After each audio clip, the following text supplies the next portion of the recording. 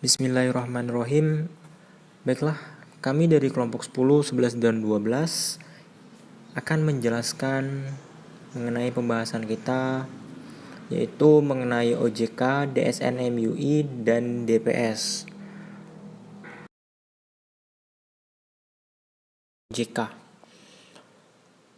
OJK adalah sebuah lembaga negara yang memiliki fungsi dan tugas dalam penyelenggaraan sistem pengaturan dan pengawasan terhadap industri jasa keuangan secara terintegrasi.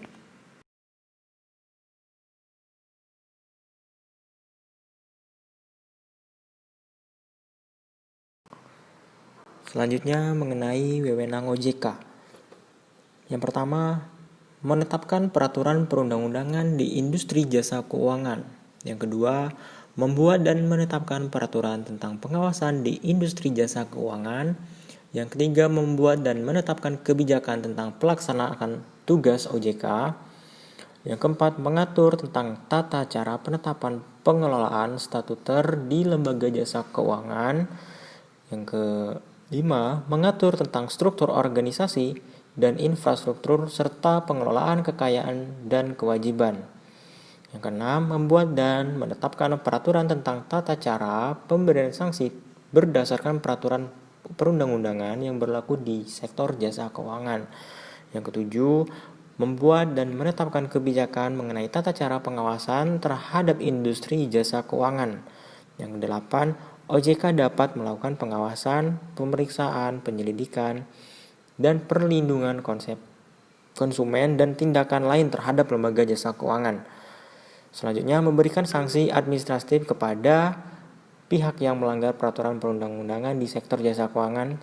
Yang terakhir yaitu OJK berwenang memberikan dan atau mencabut izin usaha, pengesahan, dan penetapan lain dalam peraturan perundang-undangan di sektor jasa keuangan.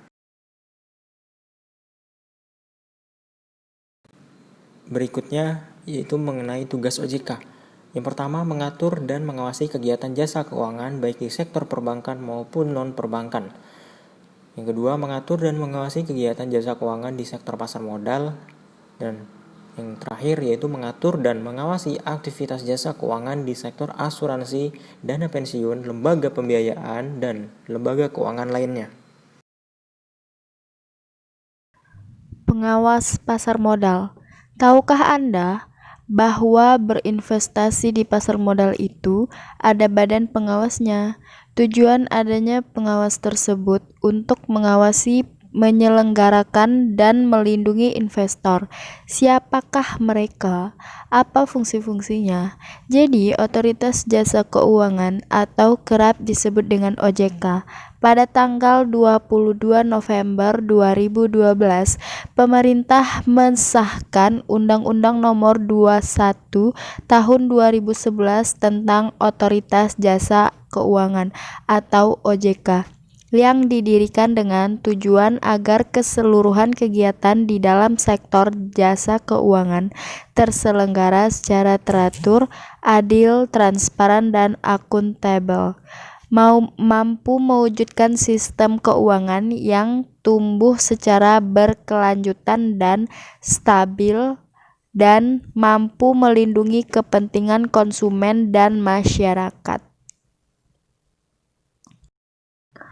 OJK dipimpin oleh seorang ketua yang diangkat oleh Presiden dan mempunyai tugas dan fungsi untuk melakukan pengaturan dan pengawasan yang terintegrasi terhadap seluruh kegiatan jasa keuangan di sektor perbankan, sektor pasar modal, dan sektor industri keuangan non-bank atau INKB. Lembaga yang mulai berfungsi pada tanggal 31 Desember 2012 ini berperan menggantikan fungsi, tugas, dan wewenang pengaturan pasar modal yang selama ini dilakukan oleh Badan Pengawas Pasar Modal serta Lembaga Keuangan atau Bapepam LK. Lembaga di pasar modal, Self-Regulatory Organization atau SRO, adalah suatu organisasi yang melaksanakan kewenangan penerapan aturan regulator di industri pasar modal.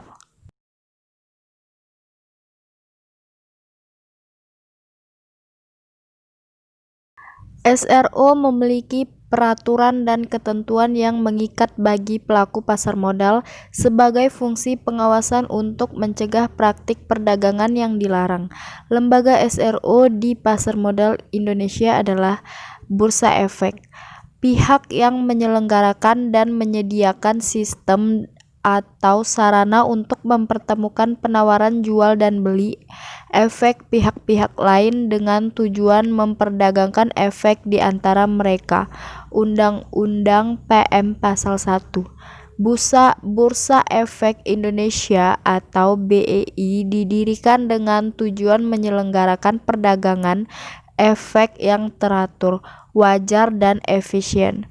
KPEI PT Clearing Penjamin Emisi Indonesia adalah pihak yang menyelenggarakan jasa clearing dan penjamin penyelesaian transaksi bursa.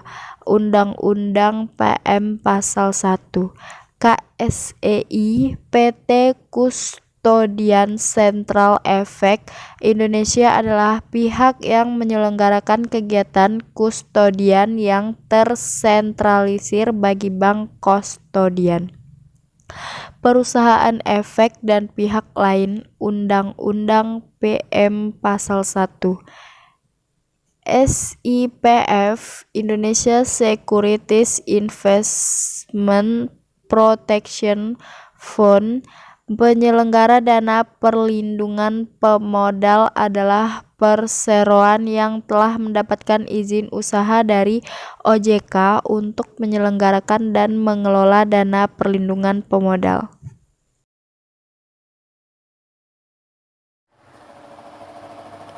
Baik, di sini langsung saja saya akan melanjutkan mengenai pengertian DSN MUI.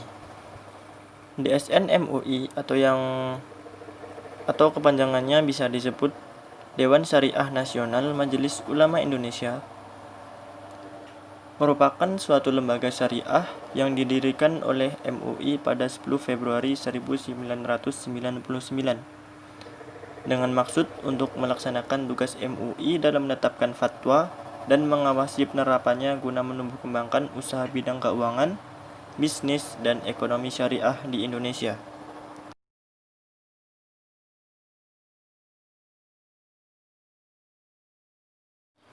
Selanjutnya yaitu ada pengertian DPS atau Dewan Pengawas Syariah. Adalah suatu badan atau lembaga yang bertugas mengawasi aktivitas keuangan syariah agar tetap sesuai dengan prinsip-prinsip dan kaidah syariah.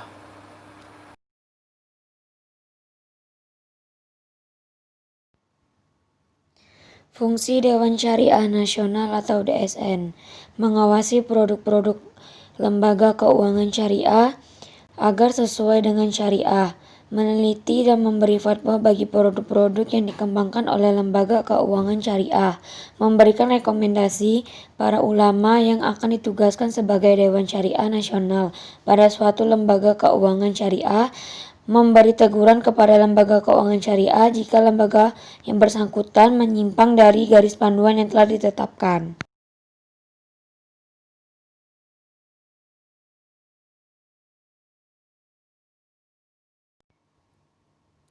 Peran DSN dan DPS.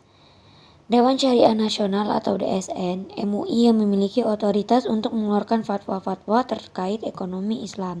Dewan Pengawas Syariah atau DPS merupakan lembaga yang bertugas mengawasi dan memastikan perbankan syariah di seluruh Indonesia beroperasi sesuai dengan kaidah syariah dan tidak melenceng dari ajaran Islam. Tugas DSN adalah menumbuh kembangkan penerapan nilai-nilai syariah dalam aktivitas keuangan dan ekonomi, mengeluarkan fatwa sejenis kegiatan keuangan, mengeluarkan fatwa atas produk dan jasa keuangan syariah, mengawasi penerapan fatwa yang telah dikeluarkan. Tugas, kewenangan, dan fungsi DPS.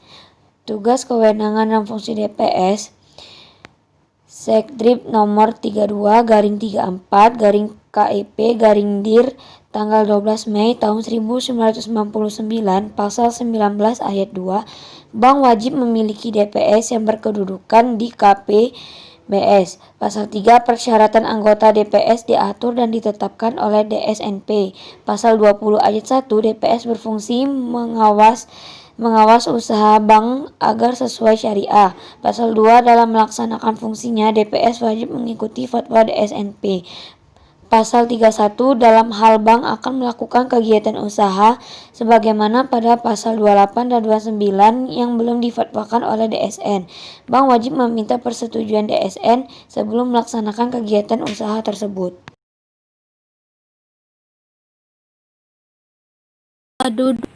Kedudukan DSN MUI 1. Dewan Syariah Nasional merupakan bagian dari Majelis Ulama Indonesia. 2. Dewan Syariah Nasional membantu pihak terkait seperti Departemen. 3. Keuangan Bank Indonesia dan lain-lain dalam menyusun peraturan atau ketentuan untuk lembaga keuangan syariah. 4. Anggota DSN terdiri dari para ulama, praktisi, dan para pakar dalam bidang yang terkait dengan muamalah syariah. 5. Anggota DSN ditunjuk dan diangkat oleh MUI dengan masa bakti sama dengan periode masa bakti pengurus MUI pusat yakni 5 tahun.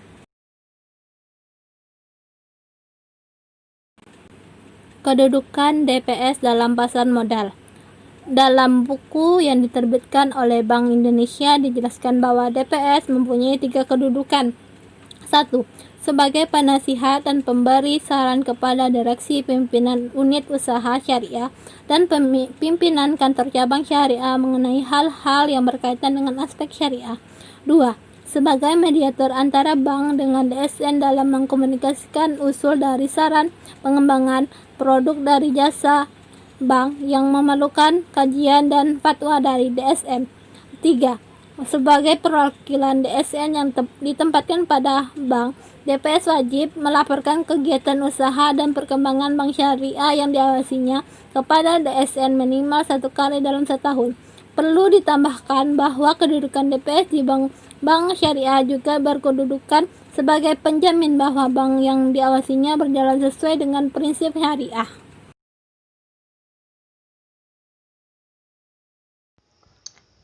Kegiatan DPS dalam pengawasan internal syariah. Syariah Review merupakan aktivitas utama Dewan Pengawas Syariah untuk melaksanakan tugas dan fungsinya sebagai pengawas kepatuhan syariah dalam operasional bank syariah. Tujuan utama Syariah Review adalah untuk memastikan kesesuaian seluruh operasional bank dengan prinsip dan aturan syariah, yaitu dengan mengeluarkan fatwa-fatwa, aturan-aturan, dan arahan-arahan dalam masalah fikih yang digunakan pedoman bagi manajemen dalam mengoperasikan bank syariah. Aktivitas Syariah Review dalam praktek pengawasan internal syariah oleh DPS terbagi menjadi 2 bagian, yaitu aktivitas ex ante auditing dan ex post auditing. Untuk aktivitas Syariah Review ex ante auditing antara lain 1. Menetapkan standar kepatuhan syariah. 2. Menetapkan sistem dan prosedur operasional. 3. Mereview kebijakan dan keputusan manajemen. 4. Menetapkan produk bank.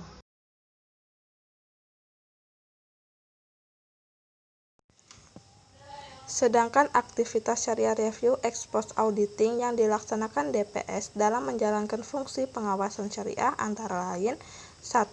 Menentukan indikator kepatuhan syariah. 2. Menentukan lingkup pengawasan syariah. 3. Merencanakan mekanisme penilaian kepatuhan syariah. 4. Menilai kepatuhan syariah atas kinerja manajemen. 5. Tindak lanjut atas temuan syariah. 6. Melaporkan hasil penilaian kepatuhan syariah. Selanjutnya, fatwa-fatwa DSN MUI tentang pasar modal syariah. Meskipun fatwa sifatnya tidak mengikat, tetapi pada praktiknya fatwa DSN MUI adalah salah satu rujukan dalam mengembangkan pasar modal syariah Indonesia. Sampai dengan saat ini, terdapat 17 fatwa DSN MUI yang berhubungan dengan pasar modal syariah. 3 fatwa DSN MUI yang menjadi dasar pengembangan pasar modal syariah adalah: yang pertama, Fatwa DSN MUI nomor 20/DSN MUI /4/2001 tentang pedoman pelaksanaan investasi untuk reksadana syariah. Yang kedua, Fatwa DSN MUI Nomor 40/DSN MUI/10/2003 tentang pasar modal dan pedoman umum penerapan prinsip syariah di bidang pasar modal. Yang ketiga, Fatwa DSN MUI Nomor 80/DSN MUI/3/2011 tentang penerapan prinsip syariah dalam mekanisme perdagangan efek bersifat ekuitas di pasar reguler bursa efek.